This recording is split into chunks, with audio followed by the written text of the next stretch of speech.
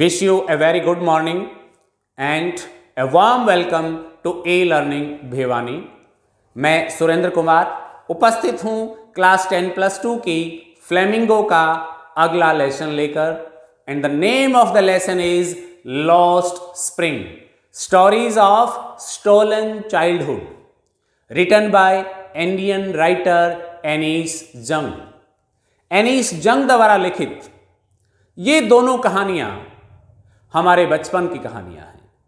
इससे पहले कि हम ये स्टोरी शुरू करें, इस लेसन को शुरू करें, मेरा आपसे एक सवाल है और वो सवाल ये है कि आपको अपनी ह्यूमन लाइफ में सबसे अच्छी स्टेज कौन सी लगती है? इन्फेंसी अर्थात शैशव अवस्था, चाइल्डहुड अर्थात बचपन, इसके बाद बॉयहुड लड़कपन, उसके बाद यूथ जवानी, देन ओल्ड एज। ये बहुत सारी स्टेजेस हमारी लाइफ की होती हैं। सबसे सुंदर जो स्टेज है वो कौन सी है? Of course childhood is the best stage of life. Annie's जंग भी यही कहना चाहती हैं। वो बताती हैं कि चाइल्डहुड हमारे जीवन की, ह्यूमन लाइफ की सबसे ब्यूटीफुल स्टेज है। इसका आनंद उन बच्चों का अधिकार है। परंतु क्या हो यदि वही चाइल्डहुड चाइल्ड लेबर में धंस जाए, वही चाइल्डहुड लाइवलीहुड को कमाने में चला जाए, वही चाइल्डहुड एक्सप्लॉइट हो जाए, तो उस चाइल्डहुड का क्या होगा? उसी दर्द को इस सोसाइटी के साथ बांटते हुए इंडियन राइटर एनीस जंग हमारा ध्यान बच्चों के चाइल्डहुड की तरफ ले जाती हैं और यहां पर दो स्टोरीज के बारे में वो डिस्कस करती हैं जिनके नरेटर वो खुद हैं, जिनके बारे में वो खुद एक कुछ महसूस करती हैं, खुद उन बच्चों से मिलती हैं और उसने जो कुछ महसूस किया वो इन दो स्टोरीज के माध्यम से उसने हमारे साथ शेयर किया है। ये दोनों स्टोरीज आपके सिलेबस में हैं। सबसे पहले हम बात करते हैं इसके ऑथर राइटर एनीस जंग की। एनीस जंग राउरकेला में पैदा हुई और हैदराबाद में पली, बढ़ी और पढ़ी। उसके पश्चात कुछ समय उन्होंने अपनी पढ़ाई यूएसए में भी की। उनका एक डायरेक्ट एक्सपीरियंस रहा है चाइल्ड लेबर से रिलेटेड। चाइल्ड लेबर एक बहुत भयानक समस्या न केवल इंडिया में बल्कि संपूर्ण विश्व में। चाइल्ड लेबर से रिलेटेड एक Indian Nobel laureate Kailash Satyarthi का नाम तो आपने सुना ही होगा। कैलाश सत्यार्थी जी ने क्या नहीं किया चाइल्ड लेबर के लिए।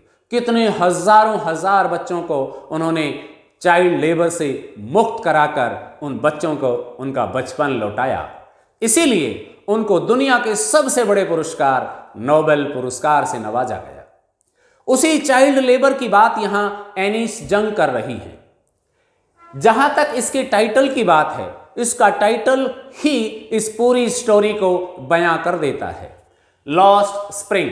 स्प्रिंग सभी सीजन्स में बेस्ट सीजन होता है। यह सीजन ग्रोथ और फ्लावरिंग का सीजन माना जाता है। Spring season, this is known as the season of growth and flowering. ठीक उसी प्रकार से यहां स्प्रिंग इंडिकेट करता है चाइल्डहुड को।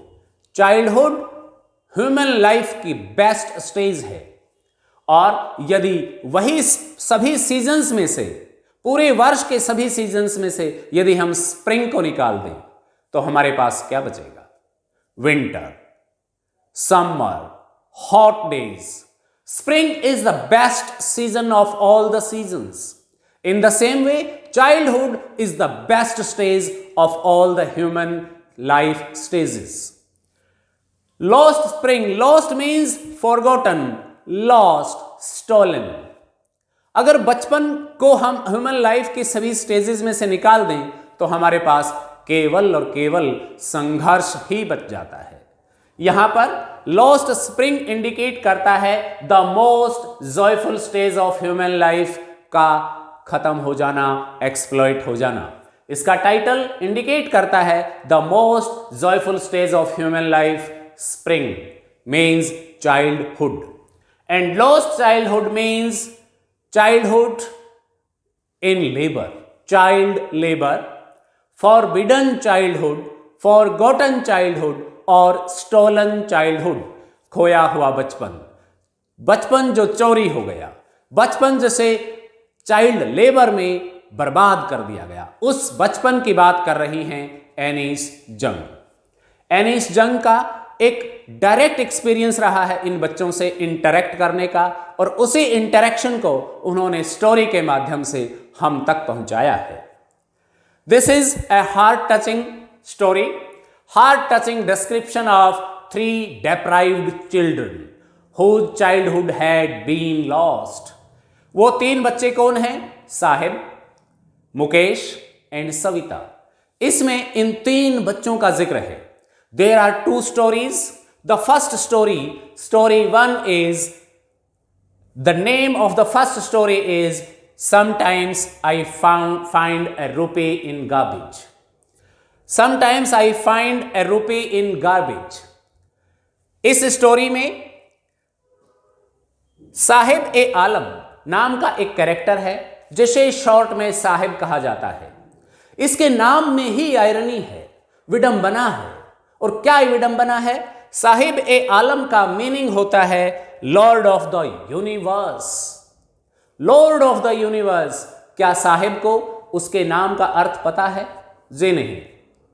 लेकिन ऐसा नाम होने के बावजूद आयरनी यह है कि वो बच्चा रैग पिकर है। गंदगी के ढेर में से, कूड़े के ढेर में से अपने लाइवलीहुड ढूंढता है। कहीं एक कॉइन ढूंढता है तो कहीं कोई फूड, लेफ्ट आउट फूड के पीसेज ढूंढता है। नाम में ही आयरनी है। यहां पर ये जो साहिब ए आलम जो बच्चा है, इसके भी ड्रीम है। ये भी स्कूल में पढ़ना चाहता है। हम इसकी स्टोरी में चर्चा करेंगे। ये भी कुछ बनना चाहता है। इसे स्कूल पढ़ाई अच्छी लगती है, लेकिन ये बेयर फुटेड, एक सैक लिए हुए गार्बेज के ढेरों को दर दर भटक रहा है, वहां से कुछ ढूंढ रहा है। ढूंढने के लिए ये एक रिफ्यूजी है, रिफ्यूज फ्रॉम ढाका, जिसके खुद के अपने खेत थे, जिसके परिवार के अपने खेत, अपना घर, सब कुछ था। लेकिन वो स्टॉर्म से तबाह होने के कारण ये फैमिली दिल्ली के पास आउटस्कर्ट्स में सीमापुरी नामक जगह पर आकर एक स्लम एरिया में रहने लगे और रैग पिकिंग का धंधा शुरू कर दिया, काम शुरू कर दिया। साहिब आलम, यहां केवल साहिब आलम की बात नहीं है। ऐसे लाखों बच्चे इंडिया में आज भी दर दर भटक रहे हैं, एक बोरा लिए हुए। आप हर शहर में उनको गार्बेज में से कुछ चीजें ढूंढते हुए देखेंगे, पाएंगे। उनका बचपन वहां गार्बेज के ढेरों पर बर्बाद हो रहा है।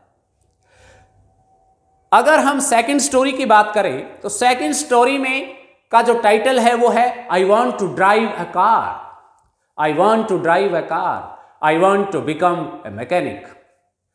एक बच्चा है मुकेश, जो कि मैकेनिक बनना चाहता है, जो कार चलाना चाहता है। उसके भी कुछ सपने हैं, but due to the family professions he is engaged in the bangle making industry, old age profession of their families in Firozabad, bangle making industry. Although he wants to become a car mechanic, he wants to drive a car, but he is forced to do the job of bangle making. यहां पर अगर हम बात करें इस story के माध्यम से एनीस जंग life of Bengal makers and their families के बारे में डिस्क्राइब करती हैं। इन दोनों स्टोरीज की अगर हम थीम की बात करें तो इनकी थीम है पावर्टी, एक्सट्रीम पावर्टी। इनकी थीम है चाइल्ड लेबर, और ये पावर्टी और चाइल्ड लेबर इन बच्चों को पहुंचा देती है एक्सप्लॉयटेशन में। They are forced to work, they are forced to rag picking और बेंगल मेकिंग। आइए अब इन स्टोरीज को वन बाय वन डिटेल में डिस्कस करते हैं। आइए अब हम चर्चा करते हैं first story of stolen childhood, and the title of the first story is, यहां एक सेंटेंस है, उस सेंटेंस से हम कह सकते हैं कि ये first story sometimes I find a rupee in the garbage। Rag picker की स्टेटमेंट है, वो कहता है कि समटाइम्स आई फाइंड ए रूपी इन द गार्बेज, और ये बहुत बड़ी अचीवमेंट वो बच्चे मानते हैं, because garbage to them is gold. Garbage उनके लिए गोल्ड के समान है, वो उसमें से कुछ ना कुछ अपने लाइवलीहुड के लिए, अपने एंजॉयमेंट के लिए, अपनी खुशी के लिए ढूंढ ही लेते हैं। एनीस जंग ने इस स्टोरी में she comes across some rag pickers children, वो कुछ बच्चों से मिलती हैं near about Seemapuri in New Delhi. ये फैमिलीज यूजुअली, सारी की सारी families, most of the families Dhaka से यहाँ रिफ्यूजी के रूप में आई। ढाका में उनके घर, उनके खेत खलिहान किसी बहुत बड़े भयंकर तूफान से, स्टॉर्म से बर्बाद होने के पश्चात they have taken refuge at Seemapuri in Delhi. Seemapuri has become a home to 10,000 rag picker families. वहां केवल और केवल दूर दूर तक रैग पिकर फैमिलीज ही रहती हैं, ऐसा सीमापुरी के बारे में कहा जाता है। Seemapuri is in the outskirts of Delhi. यद्यपि आजकल तो सीमापुरी रैग पिकर्स कॉलोनी नहीं रही, वहां पर आजकल तो बहुत ज्यादा प्रोग्रेस हो चुकी है, परंतु जब एनीस जंग ने इस लेसन को लिखा था तब Seemapuri was non for rag pickers only. Annie's जंग उस कुछ रैग पिकर्स बच्चों से सुबह सुबह मिलती हैं अचानक, और उनको देखकर, जो कि बेयर फुटेड हैं, वो बच्चे जिनके पैरों में चप्पलें नहीं हैं और हाथ में केवल कूड़ा बीनने के लिए एक बोरा है, एक सैक है। एनीस जंग उनसे पूछती हैं, why do you do this, तुम ऐसा क्यों करते हो? तो वो बच्चा, एक बच्चा जिसका नाम साहिब है, जिसका पूरा नाम साहिब ए आलम है, वो बताता है because we have nothing else to do, क्योंकि हमारे पास कुछ और करने के लिए है ही नहीं। फिर एनीस जंग पूछती हैं, why don't you go to school, तुम स्कूल क्यों नहीं जाते? तो बच्चा जवाब देता है, there is no school in our neighbourhood, कोई स्कूल है ही नहीं हमारे नेबरहुड में। We want to go but there is no school, so we do this rag picking. फिर एनीस जंग मजाक में ही कह देती हैं, if I open a school would you come to school? Sahib becomes very much happy and he says, yes I will definitely join your school. And उसके बाद जब भी एनीस जंग उसको मिलती हैं तो वो भागकर खुशी से एनीस जंग के पास आता है और पूछता है, have you started the school? I want to join. देखिए कितनी तीव्र इच्छा है उसकी स्कूल जाने की, लेकिन उसका चाइल्डहुड रैग पिकिंग में बहुत ज्यादा डेप्थ तक घुस चुका है, और कोई स्कूल ना होने की वजह से, कोई हेल्प ना होने की वजह से वो बच्चा रैग पिकिंग करने के लिए मजबूर है। ऐसे लाखों बच्चे इंडिया में आज भी रैग पिकिंग कर रहे हैं। यदि उनको वो फैसिलिटीज, वो सुविधाएं और वो गाइडेंस मिले, they may join the school. यहां पर जब वो बच्चा ये पूछता है, have you begun, have you started the school, तो एनीस जंग को अपने आप में बड़ा गिल्टी फील होता है, क्योंकि ऐसे ही कह दिया था उसने। तो actually she didn't want to open a school, उसने तो बस यूं ही बोल दिया था। और जब वो बच्चा बार बार उससे पूछता है तो उसे अपने आप को गिल्टी महसूस करती है। इस प्रकार से हम कह सकते हैं कि they wanted to join the school because they have desire to go to school. Rag picking ही उनका एकमात्र व्यवसाय बन गया है। रैग पिकिंग हर व्यक्ति के लिए अलग अलग मायने रखता है, उसके अलग अलग मीनिंग हैं। Livelihood for parents, for elders, elders के लिए वो आजीविका है, लाइवलीहुड है, उनका पेट पलता है।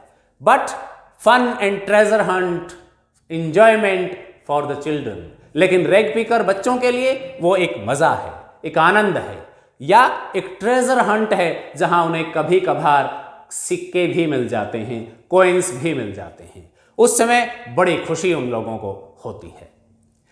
यहां पर एनीस जंग पूछती हैं, why don't you go to school? There is no school in my neighbourhood. If I open a school would you join? Yes, he becomes happy. Rag picking, इस स्टोरी में साहिब रैग पिकिंग को छोड़कर एक बार एक tea stall पर एक employee बन जाता है। ₹800 पर मंथ प्लस फूड की सैलरी में उसको फूड मिलता था और ₹800 पर मंथ मिलते थे।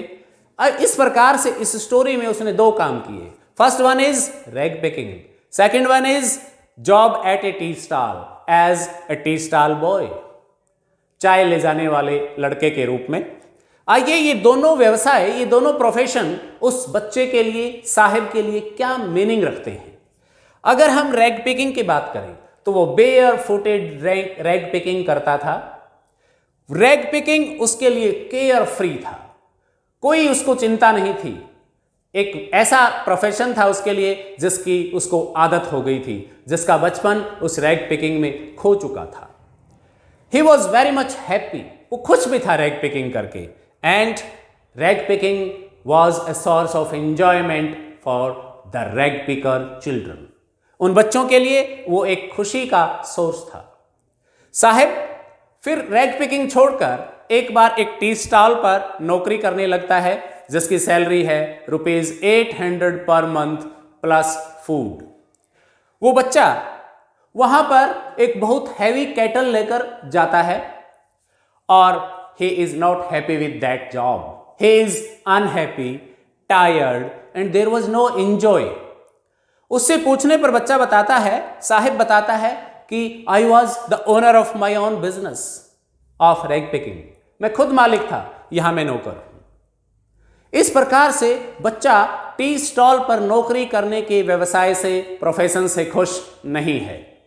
यहां पर उन बच्चों की बहुत ही करुणामय हालातों का वर्णन एनीस जंग ने बखूबी बहुत सुंदर ढंग से किया है। एनीस जंग ने यहां पर उदीपी पंडित की एक स्टोरी की भी चर्चा की है। उदीपी पंडित एक मंदिर के सामने की बात, जहां बच्चे पुअर, शूजलेस, जूते नहीं थे, मंदिर के पास के जूतों को देखकर रुक जाते थे और वो बच्चा प्रतिदिन प्रार्थना करता था फॉर शूज, जूतों के लिए। और they dreamed for shoes and after a long time the people were able to manage shoes and education for them. उनके लिए शूज और एजुकेशन की व्यवस्था कर पाए। क्या कोई है जो इन रैग पिकर बच्चों के लिए भी एजुकेशन का प्रबंध कर पाए, इनके लिए भी शूज आदि का प्रबंध कर पाए?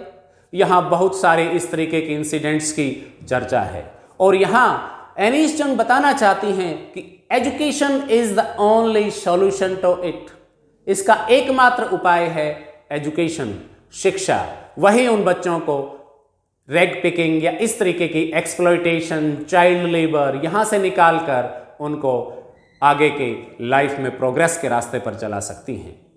साहिब आलम, जिसके नाम में ही आयरनी है, Sahib the Lord of the universe, और he is busy, he is exploited in child labor, he is exploited in rag picking। इस तरीके के व्यवसाय में वो बच्चे फंसे हुए हैं।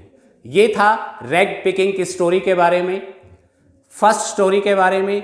आप इसके नोट्स अपने नोटबुक में नोट कीजिए, इसके क्वेश्चन आंसर्स लिखिए, इसके समरी लिखिए और आइए अब हम दूसरी स्टोरी डिस्कस करते हैं और वो स्टोरी है I want to drive a car, Mukesh. Dear students, आइए हम स्टोरीज ऑफ स्टोलन चाइल्डहुड की सेकंड स्टोरी को डिस्कस करें। I want to drive a car, I want to become a car mechanic. इस स्टोरी में मुकेश नाम का एक लड़का जो कि अपनी फैमिली के साथ age old tradition of bangle making industry में फंसा हुआ है, but he thinks out of box. वो थोड़ा सा अपने ट्रेडिशन से बाहर जाकर सोचता है। He wants to leave the business, he doesn't want to be in the same profession of age old tradition that is bangle making. He thinks out of box, but in Firozabad none thinks out of box, none dares to think out of box. He or she has to be in the same profession. But Mukesh thinks, I want to drive a car, I want to become a mechanic. ये story Firozabad के Bengal industry में फंसे हुए सैकड़ों परिवारों की है। Mukesh family is in the bangle making industry in Firozabad.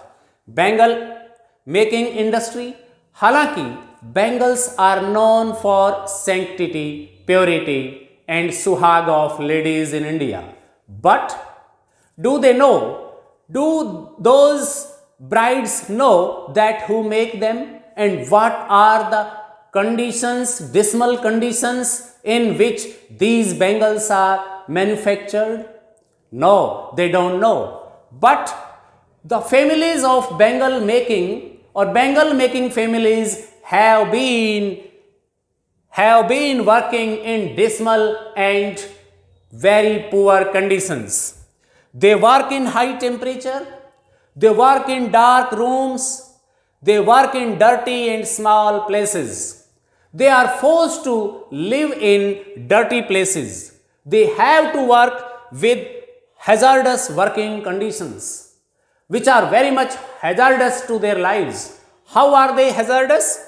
Father of Mukesh. Mukesh's father is busy in making bangles. He has lost his eyesight due to glass dust and low light lamps.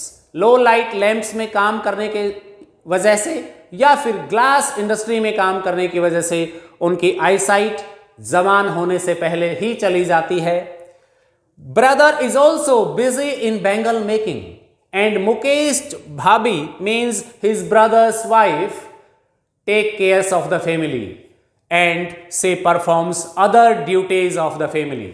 Here there are these characters: Mukesh father, Mukesh mother, Mukesh brother and Mukesh brother's wife। 4 characters इसमें हैं।